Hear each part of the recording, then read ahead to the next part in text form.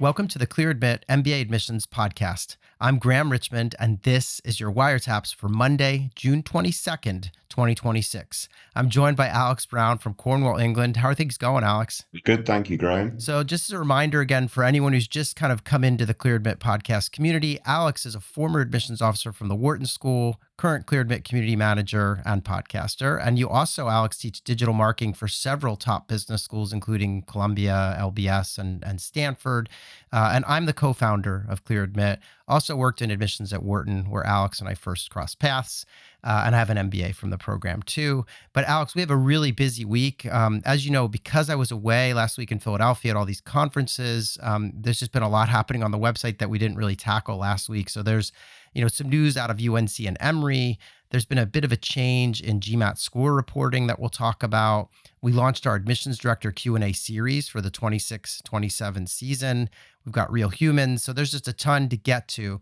But one thing I wanted to ask you before we start, well, actually two things. The first is our usual, like what's going on, anything we need to know about. But the second is, do you know that this is the 497th episode of the Clear Admit podcast? And do you have any idea what we should do with 500? Because it sounds like it's like just right around the corner here, and I haven't thought about it at all. I thought you were going to ask me about the World Cup. That's way more important. Oh, that's true. Yes. Yeah. You guys are... The 497th episode, I think it's brilliant. I mean, hopefully we'll hit 500 here pretty soon and talk about it. But the idea that we've done a wiretaps episode every week since we began, not skipping a week, I think that's more the marker, because I think it's important, right? You be reliable, you keep we keep producing the same. So yeah, very good. So upcoming next week, we still got a couple of decision deadlines from the deferred enrollment programs, right? So this upcoming week, Harvard and Booth are scheduled to release those deferred enrollment decisions, and then the following week it's Wharton, and then we're pretty much done. Okay. Right? There might be still a little bit of waitlist activity and so forth, but we're pretty much putting a wrapper now on the admission cycle for last season. Yeah, that makes sense. So this is that time of year we're kind of transitioning. Hey, I didn't ask you though, but going back to the World Cup, are you staying up for these games? Because I think some of them must be in the middle of the night your time, right? Yeah, no, I'm not. But I am super impressed with England's first game. Yeah, Croatia's a good team. And in our media and that, we are absolutely convinced England are going to win the World Cup, no doubt. Second half performance, the first 15 minutes of it, absolutely screamer. Yeah. All right. Well, we will see. I know in the media here in Paris is convinced that the French are going to go all the way. Yes. So we'll see. And I think the U.S. is excited too, because they looked pretty good in their first game. Yeah, so they might make the quarterfinals. They might. Who knows? We shall see. In any event, lots to discuss this week. So let's dive in. So the first thing I wanted to mention is we're actually trying to cook up a special event in kind of mid-July. We'll get word out to everyone as soon as possible. But I think we're going to have Travis, our friend who had come, he's an immigration lawyer, used to work in a consulate, and he knows everything there is to know about international students coming to the U.S. So we're going to try to do a special sort of AMA, virtual event with him in July, just getting the details sort of sorted on that. And then late July, 21, 22, and then 28, 29 of July, we have our famous Essay Insight series. I just want everyone to know we not only talk essays in that series, but we also talk video exercises, because a lot of schools now have these kind of video exercises that you have to do kind of in place of essays or in addition to. So we talk about all that stuff, and it's a really good group of schools, as I've been saying. A lot of the top schools. I mean, we have about 20 schools joining us over the course of those 4 days. So including the likes of Columbia and Wharton and Chicago, Berkeley, INSEAD. I think LBS is on the list too. So it's a big list, and come on out, sign up for that at clearadmit.com/events. Otherwise, Alex, some good things happening. UNC, Kenan Flagler, opened a new building, and I didn't realize this. I knew they were building this space because I'd seen them building it for years. But they opened this space called Bell Hall, and it literally doubles their space. So they've really, it's kind of revolutionizing the amount of space people have on that campus to study business. And I thought this was really kind of a cool tidbit about the building. So It's basically at the edge of the campus, and it kind of sticks out into the woods a bit. And so it says here in the press release, designed to take full advantage of its wooded surroundings, Bell Hall features outdoor classrooms, terraces, gardens, and social spaces. So I'm trying to picture what these outdoor classrooms are like. I'm going to have to go, I think, to experience this, but it just sounds kind of wild. Yeah, no, very different. Yeah. Yeah. But in any event, I know the building's right next to, the other business school building. So it's all contiguous space, I believe, and really nice. And obviously, the way buildings are today. The other news while we're in that region of the United States comes from Emory, Goizueta. They named a new dean. His name is Sabi Mitra. And he had been dean at U Florida Warrington and also maybe an associate dean at Georgia Tech Scheller. So he's been in this space for a long time. He went to one of the IITs in India for undergrad and then earned a PhD at the University of Iowa at the Tippy School of Business. He said something interesting, which I wanted to read you in the kind of press release. This was his quote. He said, Goizueta has a stellar reputation, a long history of research and program excellence, and is located in the most dynamic city and region in the country. I believe it can be one of the best business schools in the world, and I'm excited to be part of its future. So he's got a lot of just a lot of optimism coming into the role and a lot of experience. So it sounds like he's got what it takes. We'll see how it goes. Yeah, no, good luck to them. And yeah, I'm a big believer in Atlanta and Emory and Goizueta and so Yeah. forth. But I think there might be some folks in New York that would challenge that quote. Yeah, of course. Yeah. Well, and in San Or in Francisco. Silicon Valley or Yeah. wherever.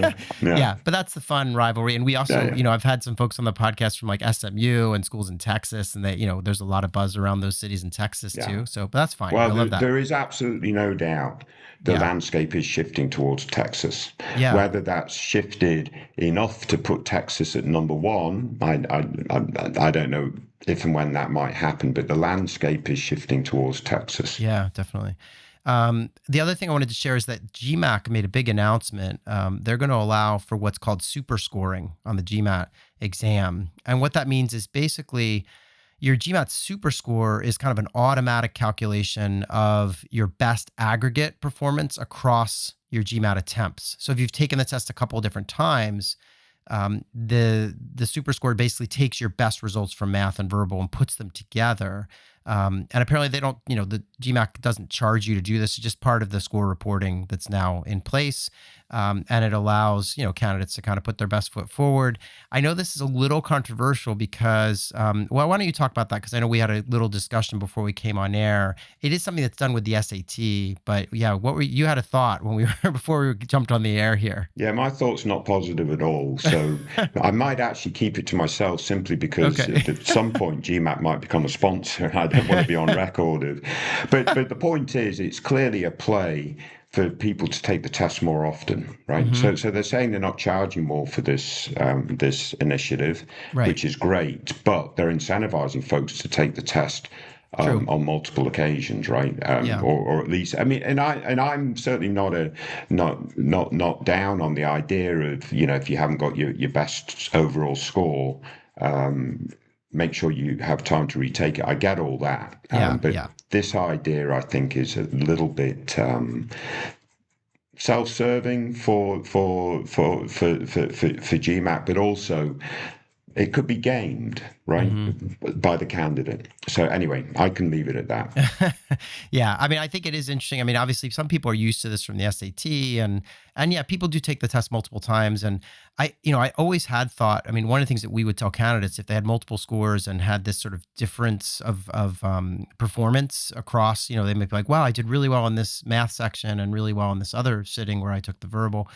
We often would say in an optional essay to be like, hey, I recognize that my two scores are not perfect, but if you look, I actually did pretty well here on the math, pretty well here on the verbal, and that, just to show the school that you were capable.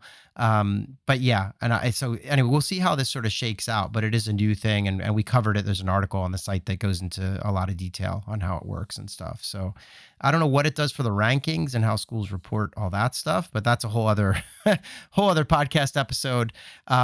moving right along, we did run a couple of admissions tips over the past week. One was about considering the campus, and this is great for people who are starting to look at schools or even those with offers in hand trying to decide. I mean, we basically break it down into three things, which is facilities, surroundings, and atmosphere.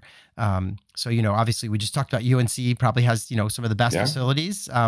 But then what's the surroundings like? Are you in an urban center? Are you in the countryside? Like Or what? are you in the woods like Yeah, are you in the woods? UNC? Yeah. And then what's the atmosphere is more the culture and community of the school itself. So just, taking those things into consideration. And then we did one of my favorite admissions tips, which is about addressing unemployment or gaps in employment.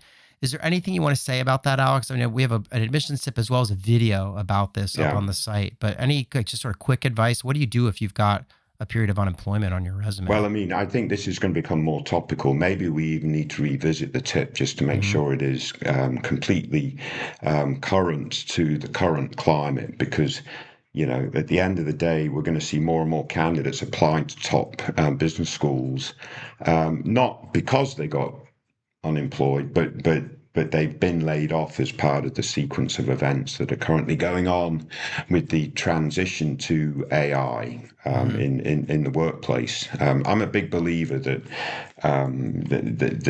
this is the impact that we've seen so far is going to be quite small compared to what we will see.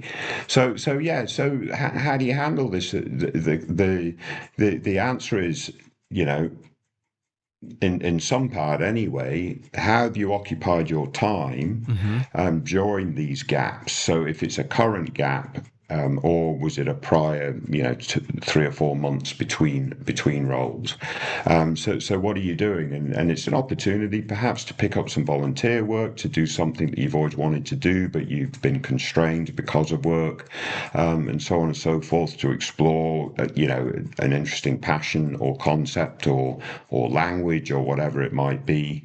So there's all that opportunity that's provided, and then yeah, making sort of adding the context of why there's the employment gap or the current situation, Hmm. that'd be important too. But I do think this is going to become a bit of a bigger issue, Graham. Yeah, very possibly. And I think, one thing that you just articulated that's really important is just this idea of, and I would just add that it's not just about, showing that you're occupied, but I think if you aren't employed, it is good to have something else. Like, I know you're going to spend a lot of your time looking for that next job, but, Yeah. if you're spending an hour or so a day doing something else, that can, also just show that you're, active and, be a good message for the admissions team, but also just good for your own sanity to have something that you're working towards that's not just the job search. And align with that, it's a great time to be an entrepreneur, right? Yes. It's a lot cheaper now to build something, right? Right. With the tools that we have available to us, Claude Code or whatever it might be. So absolutely learn. I mean, one thing you need to do if you have this employment gap is make sure you learn good AI tools, Yeah. right? So take it upon yourself to subscribe to Claude, or if you go OpenAI route or whatever it might be, but then build a product, right? Even if you're just doing an MVP to test and learn, etc., Hmm. etc. Now is the time to do all that stuff. Yeah, totally agree. Other thing that we've done that I wanted to point out is we've launched our admissions director Q&A series, and this year is going to be a little different. So we'll do our articles on the site with these in-depth interviews with all the admissions directors at the top MBA programs around the world. But we're also going to have some of them come on the podcast. So I've already got a bunch of them scheduled to record. And so we'll have, and there'll be different questions in the podcast episode, sort of a different approach that I'm taking versus the articles. But so I'm really excited. But in any event, the articles have started to come out already. And to kick us off, it was so appropriate. We had Melissa Rapp of Emory, Goizueta. And I say it's appropriate because she's just such a figure in our industry. She'd been at Kellogg for many years before jumping over to Emory. She's, just a lovely person and a human being. And yeah, so I was so happy to see that she was the first one to get hers back in. So we ran her story. And I just wanted to read a couple of quotes that she shared because it's just, some of this stuff is just gold if you're applying to business schools. She says, I always tell applicants that we are not trying to admit one type of student, and there are no perfect applicants. We're building a class made up of people who will challenge one another, support one another, and learn from one another. That requires thoughtful discussion and a holistic process. And then she goes on to say, honestly, the essays that stay with me are rarely the most polished. They are the ones that feel honest, thoughtful, and self aware. On the video essay, she says, my biggest piece of advice is not to overthink it. We are not looking for polished performances or perfectly scripted responses. We're looking for authenticity, thoughtfulness, and presence. And then the last thing she said, and because we have this new question in our admissions director Q&A this year about ROI and like what besides the kind of revenue return on the MBA, what else kind of matters? And so we asked her that question, and she said career outcomes absolutely matter, and applicants should think carefully about ROI. But some of the most important parts of the MBA experience are much harder to quantify upfront because they reveal themselves over time. One of the biggest shifts I see in students is confidence. Not confidence in the sense of having all the answers, but confidence in their ability to handle uncertainty, lead through complexity, and step into opportunities they may not have pursued before business school. So those are just a few of the nuggets from Melissa Rapp's admissions director Q&A over at Emory.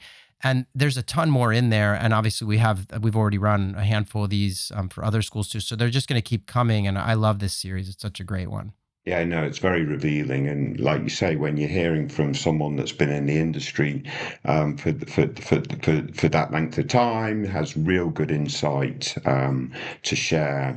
These nuggets are really important, and as I'm listening to you quoting Melissa, I'm like, yes, that makes perfect sense. Yes, Yeah. yes.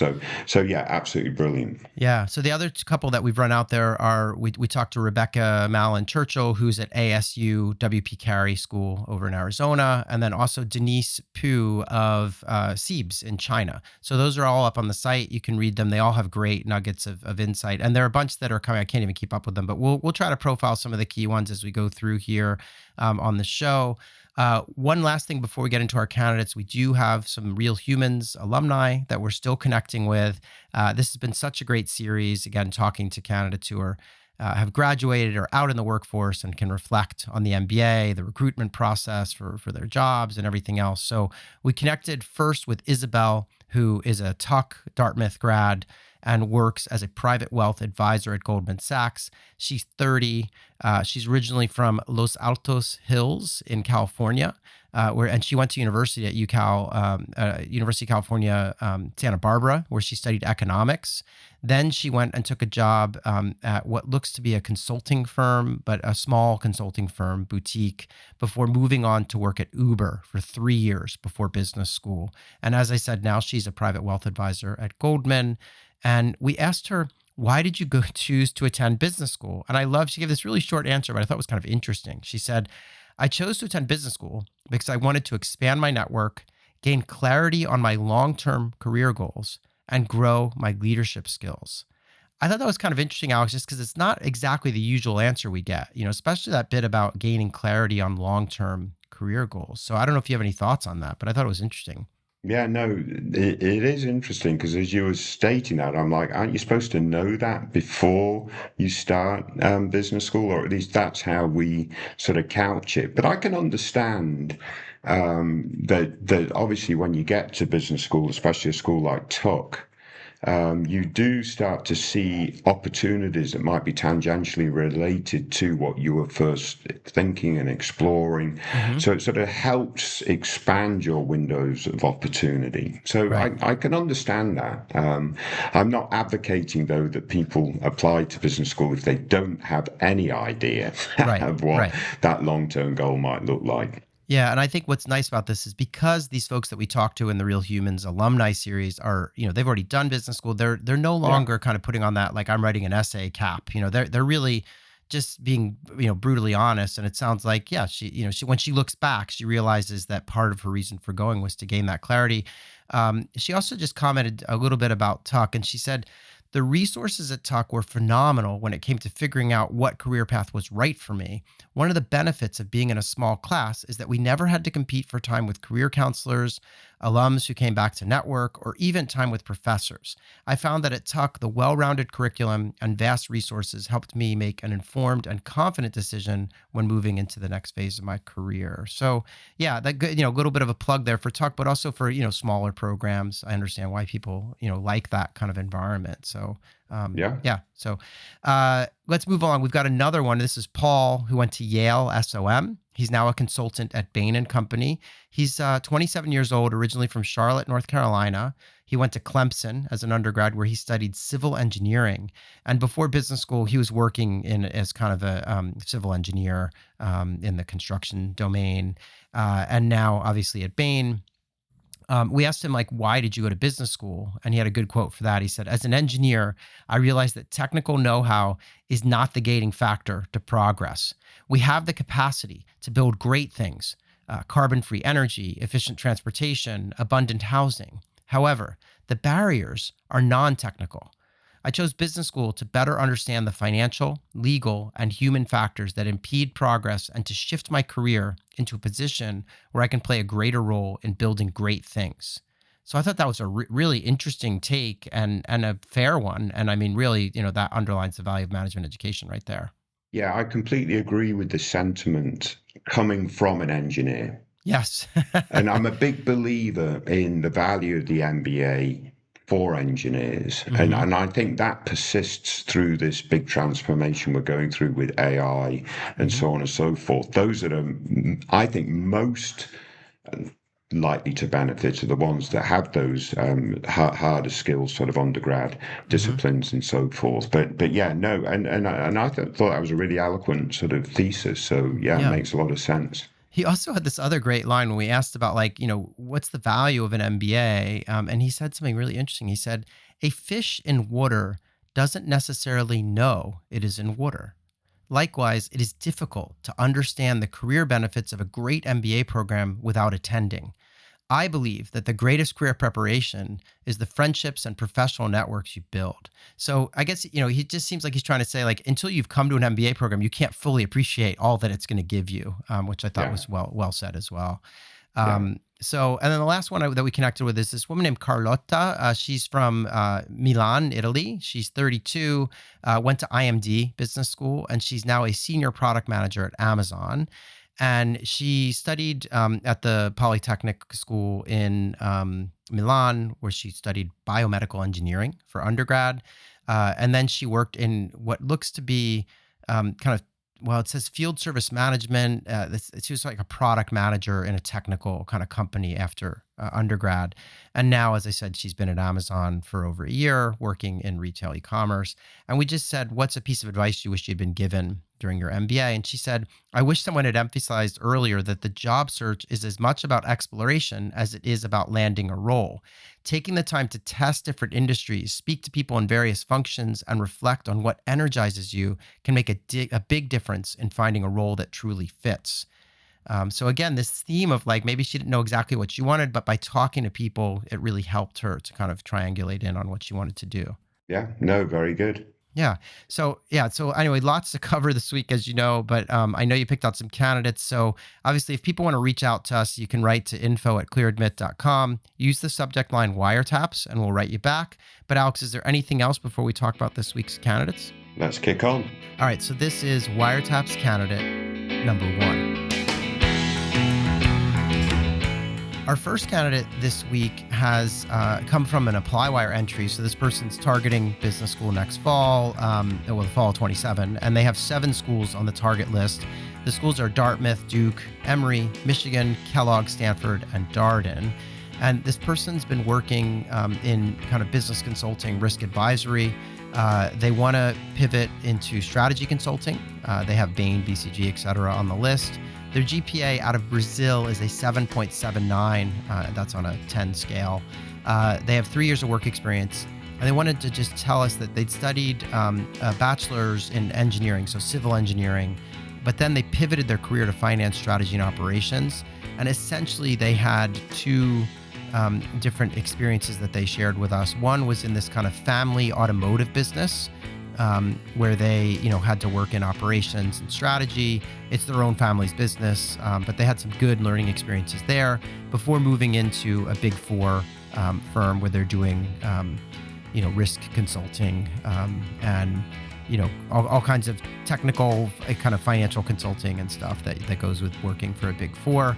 The other things I wanted to share is that they have a pretty big extracurricular activity in the domain of baseball. They help to run they're the co-founder and treasurer for a local nonprofit baseball association, which they've grown to 120 engaged community members, lots of different activities there. And then again, they want to go to MBB after business school. And they're hoping to go to MBB, they say, to rapidly pay off potential debt and solidify their strategic acumen. And then that will be a stepping stone to the ultimate goal, which is senior product management at a big tech company. So, Alex, what do you make of this candidate? Yeah, I mean, in the first place, they've got to take the GMAT or GRE, right? Yes, I'm no just testing. checking again that still needs to happen, and a lot of their sort of application strategy will resolve around how well they do on that test, because I think there's a lot of potential here. Their work experience, even though it's on the slightly shorter side, they've got a nice sort of balance between, family business and then moving on into, risk advisory, etc. at a Big Four firm. So I think that might play quite well in admissions. As you point out, they look like they've got some really interesting extracurricular stuff dealing with that thing that you call the sport over there, whatever. Baseball. But popular, right? Baseball. So I think that actually will help them stand out a little bit. And if they can show some real leadership in that aspect too, as well as in their work, I think that'll work out really well for them. So if they could if they could get a test score that's at the median of the very top programs, I think that sort of puts them in play a little bit for some of those very top programs. I think quite frankly, Graham, there's potentially a lot to like here, even though, like you say, their work experience is on the slightly shorter side. I like the balance of what they've been doing. Yeah, so it's 3 years in total so far, but they'd have 4, I guess, by the time they Yeah. matriculate. So yeah, so a little bit lighter, but I do think the test score will be important here because that Yeah. 7.79 in civil engineering, like we don't know exactly, what school was it, what's the quality there. I mean, it's probably, there's probably less grade inflation in Brazil than there is in the US and stuff. But yeah, so getting a good test result will help them. But yeah, I like the story overall. They seem to be well-rounded and they have a plan. One, I don't think they should mention that they want to use MBB to pay off the debt from the degree. Right. They should focus on why it's a great kind of building block for the next step in their career. But anyway, yeah. So I want to wish them the best of luck and thank them for sharing their profile. But this is someone with a lot of potential. They just need to buckle down and take the test. Yeah, and give themselves enough time if they have to retake the test. I don't think they have to be in round one, right? No. They're not going to be necessarily overrepresented. Good point. Yeah. So they Yeah. should definitely plan in case they need to take the test more than once. Yeah. And if it's the GMAT, they could now super score if they end up with a mismatch performance. In any event, let's turn our attention to Wiretap's candidate number 2. So yeah, you put. No, I know we're running late on this podcast, but you say with the super score, but we don't know that all schools are committed to accepting super scores, do we? Like can't schools decide no, we don't want to accept a super score, or is that a done deal? No, that's a good point. I mean, I think we'll have to see how that shakes out. I mean, it was just announced, so I don't Yeah. know what the policies Okay. will be. I Yeah. mean, Don't look, rely on schools accepting super scores until you know that a yeah. super score is a valid. Yeah. I mean, I do think for Eon, schools would look at both. If you took the test multiple times, they would look and see. So, but anyway, we'll see how that shakes out. All right, well, let's move on and talk about Wiretap's candidate number 2. This is also an ApplyWire entry. This person has 10 schools on the target list and they want to start in 27. They're looking at Berkeley, Carnegie Mellon, Cornell, Duke, HEC, INSEAD, LBS, Michigan, UVA, and Yale. And this candidate is currently an Indian Armed Forces officer, and they're hoping to pivot either to consulting or tech after business school. They have a whopping 334 on the GRE. They have a 4.0 GPA. I'm guessing maybe they've converted that from the system in India, but in any event, very strong GPA. 5 years of work experience in the Army. They say they want to land in either the US or Europe after business school, and they indicate that their experience includes technical leadership, instructor tenure, and digital transformation initiatives. They say that they've led cross-functional teams and managed projects with multiple stakeholders. They said their preference is for a STEM designated MBA. I feel like all the top MBA programs in the US are STEM designated. And they do mention that scholarship opportunities are a major factor in school selection. They'd love to know what we think of their profile, but also whether we think they're better suited for consulting or for like a PM role after business school. So, Alex, what do you make of this candidate? I mean, they're from India, so they're going to be potentially pigeonholed into being overrepresented. So Mm-hmm. they're going to have to overcome that a little bit, even though I would argue that being an Indian armed forces officer is less traditional for Indian candidates, right? So Mm-hmm. that might help them stand out a little bit. But I would certainly put more weight into targeting round one to mitigate any of those potential issues. I love, the GRE is very good. I assume the GPA is very good. So they're clearly super smart. Looks like they've done some interesting things as an army officer, Mm-hmm. in the armed forces and so forth. So potentially there is a lot to like here.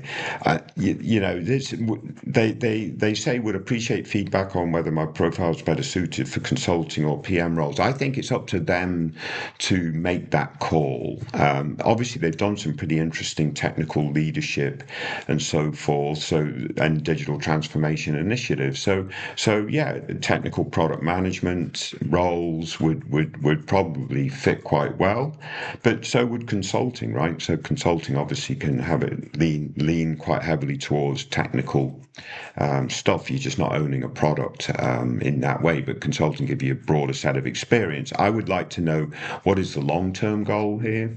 That might help sort of solidify which way to go with the short-term goal, because again, both short-term goals could probably fit this profile well. I'm not quite sure, their school selection is literally all over the map in terms of geography as well as sort of degree of difficulty. So they've got to narrow that focus a little bit.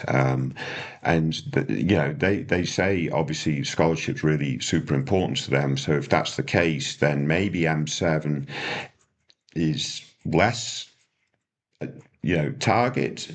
But everything else in their profile suggests to me that maybe looking at M7 might work, right? Because again, they've got super numbers. They're an army officer, which is different for Indian candidates, and there's a lot. I think there's quite a lot of potential here, Graham, if they get their application sort of really well developed. Yeah, I mean, two things jumped out at me for this candidate. Like you said, I mean, so the numbers are great. 334 Yeah. GRE is kind of off the charts and a perfect GPA. So this is exactly, and good work experience from the military. Like this is kind of to me someone who could really be looking at M7. And I don't know why. Yeah. Yeah, they seem to be hedging a little bit. And I think it's because they're thinking about scholarships. But I would argue if you can go to, Wharton or Harvard or Stanford or one of these schools, um, I don't know why people really obsess about the debt. It's like a newer trend that we've seen over the years as people become increasingly debt averse. And I think that the MBA, I mean, these folks, read the real humans on our website. Like these people are, they're not really talking about, oh, I had trouble paying off my loans after business school. So obviously, when you are an international student, there are factors to keep in mind. But this person, points out they want to go to a STEM program, which allows them in theory to stay in the U.S. for 3 years, and apply for the H-1B during that time period. And obviously, as we've talked before, you don't pay the $100,000 to get an H-1B if you're already in the States. And I think the courts are kind of pushing that aside anyway. So I think there's a lot of opportunity. All I'm saying is for someone who goes to a top school, they don't necessarily need to optimize around graduating with zero debt. I mean, the jobs that people get after business school are insane. I mean, they're really great jobs. In any event, that's a sidebar. The other thing I would say is it'd be nice for them to pick a continent. Like they have sort of a bunch of European schools, a bunch of American schools. And I don't know if they're hedging, like they just don't know. Maybe something will happen. Every day is a new adventure right now in the United States, but so maybe they're hedging there. But it would be obviously helpful if they could just sort of focus because they have a lot of schools on their list, and they might want to narrow that down for round one. So in any event, but really interesting candidate with a lot of potential. Yes, very good. Yeah. All right. So let's move along and talk about Wiretap's candidate number 3. So our final candidate this week comes from a decision wire entry. And this person applied to Dartmouth, Kellogg, Darden, and Yale.